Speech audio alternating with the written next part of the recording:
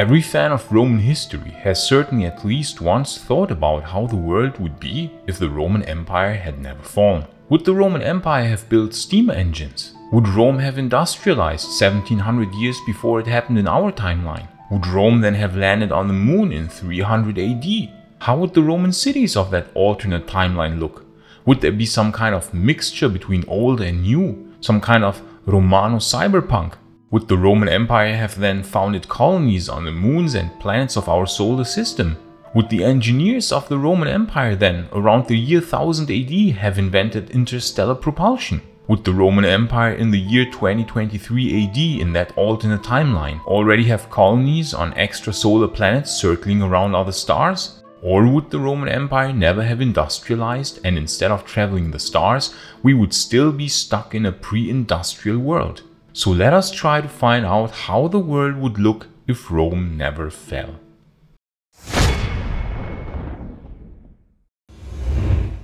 There are always two schools of thought when entertaining the idea of a world in which the Roman Empire never fell. One school of thought says that the Roman Empire would have just continued expanding and expanding until almost the whole world would have been part of the empire. They also argue that technology would have advanced, and at some point Rome would have industrialized, thus we would be technologically extremely far ahead of our time, since in such an alternate reality we would have saved ourselves the 1000 years of Middle Ages, which was technologically speaking basically lost time. So that school of thought argues that in the timeline where Rome never fell, we would now already be traveling the stars to faraway exoplanets and other star systems multiple light years away.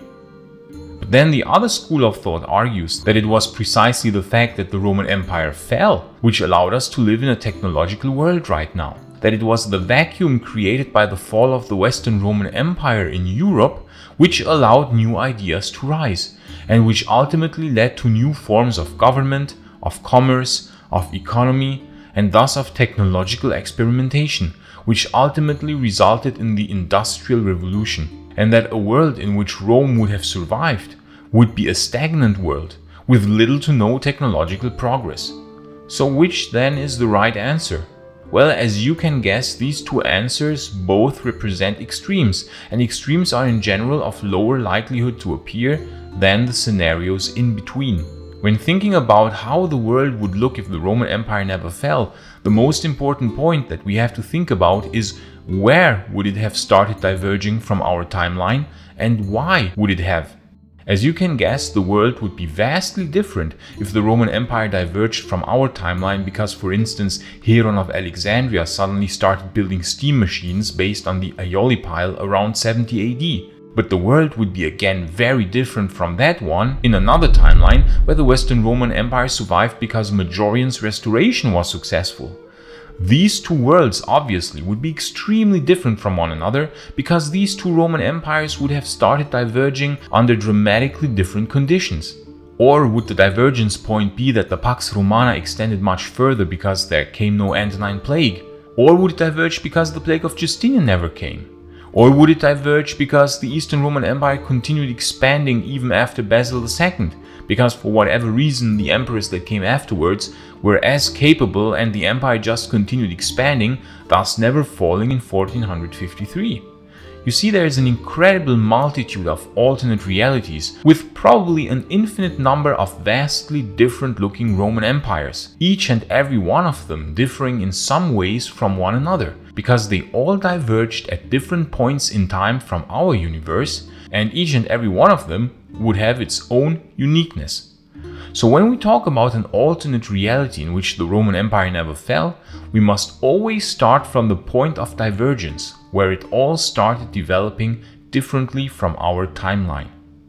The basis in order to understand parallel universes and alternate realities is quantum mechanics. To be more precise, the many worlds interpretation of quantum mechanics, and I just recently watched the excellent documentary called The Many Worlds of Quantum Mechanics on CuriosityStream, which is an excellent starting point into that fascinating topic.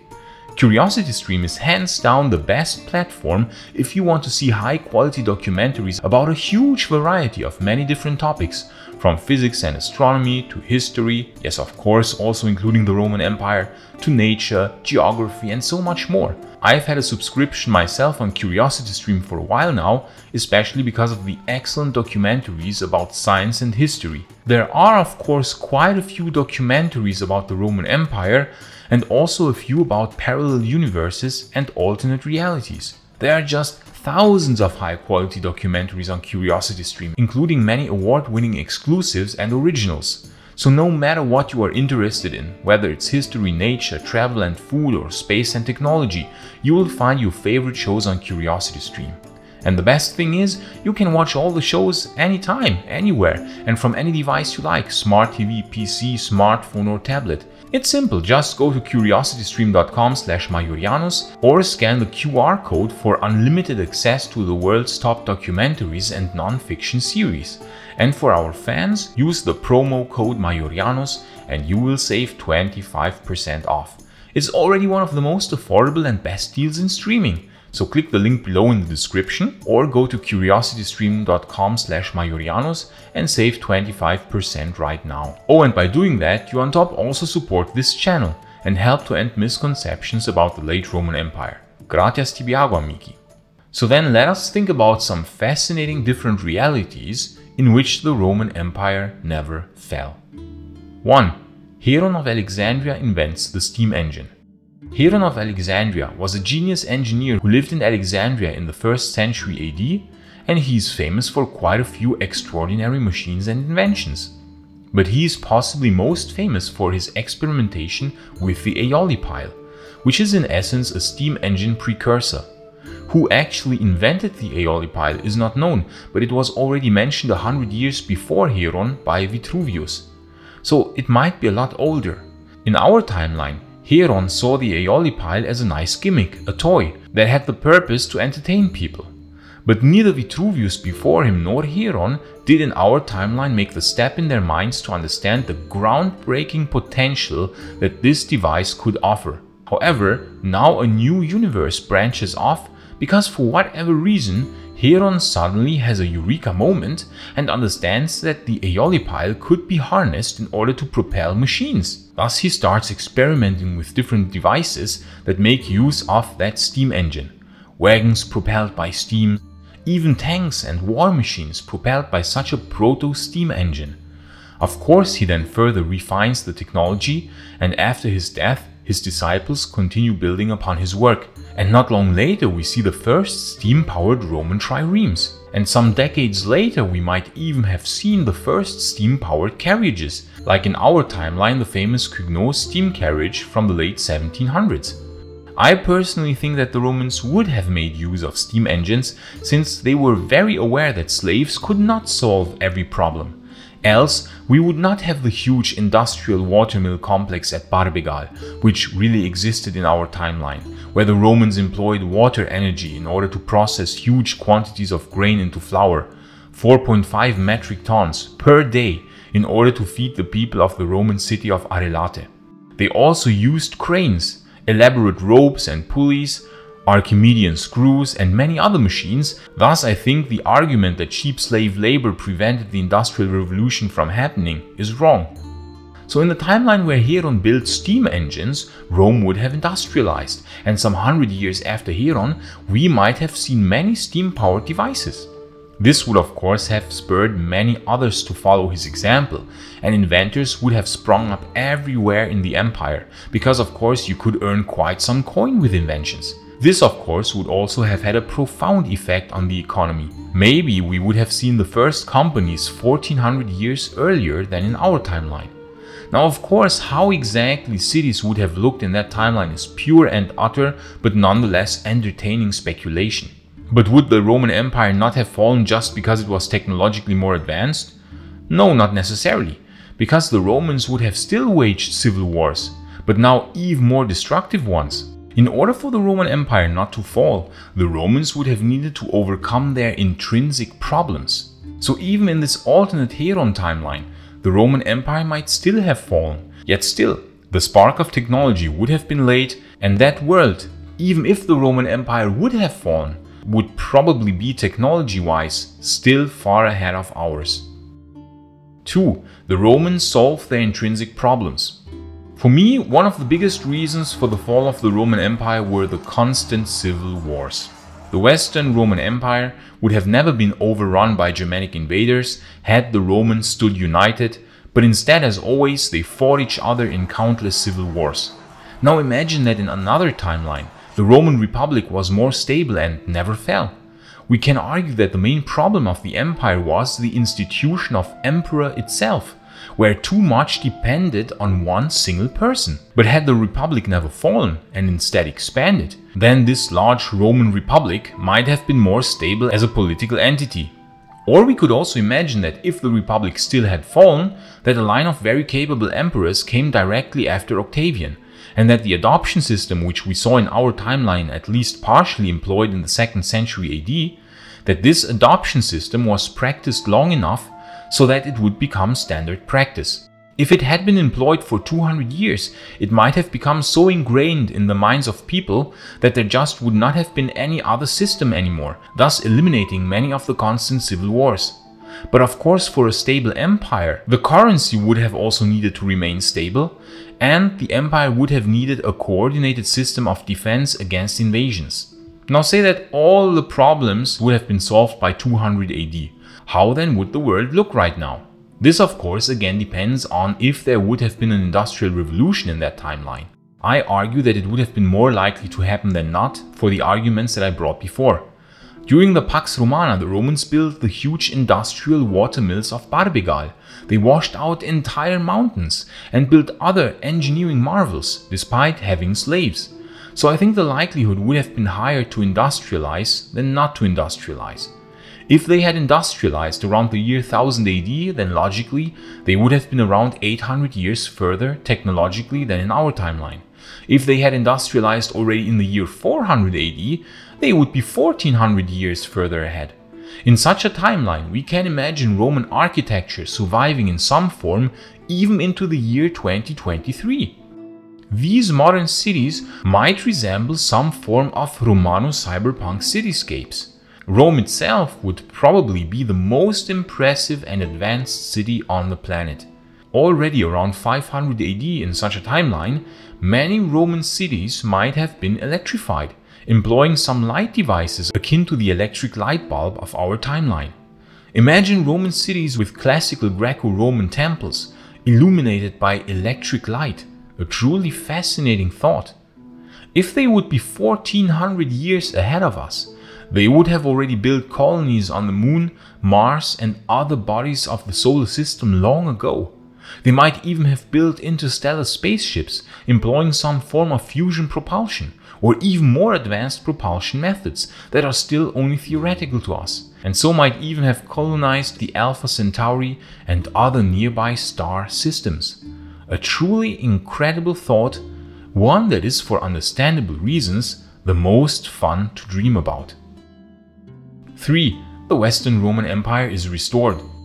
Of course, a timeline in which the point of divergence would come much later would look drastically different from the previously discussed timeline.